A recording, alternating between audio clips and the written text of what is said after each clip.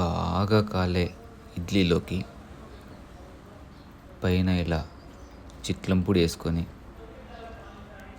వేసుకున్న తర్వాత నెయ్యి బాగా దానిపైన వేసుకొని అలా అలా తింటూ ఉంటే ఉంటుందిరా టేస్ట్ వేరే లెవెల్. మీరు తినకపోతే ఇలా ఒకసారి ట్రై చేయండి, చాలా బాగుంటుంది. మీకు తప్పకుండా నచ్చుతుంది. ఆహాహా. మనం మొదటిగా 4 ఇడ్లీలు అయితే తీసుకున్నాం.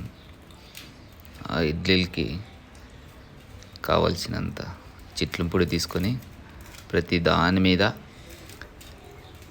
నీట్గా వేసుకొనేసి, అలాగే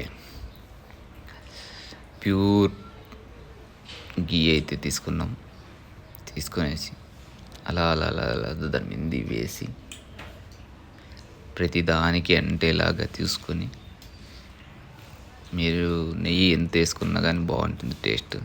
నెయ్యి ఆరోగ్యానికి మంచిది కూడా. వేసుకొని బాగా ఇట్లా కలుపుకొని నీట్గా అలా తీసుకొని తింటా ఉంటే ఆహాహాహా. మీరు ఎవరైనా ఇలా తినకపోతే ట్రై చేయండి, మీకు ఖచ్చితంగా నచ్చుతుంది.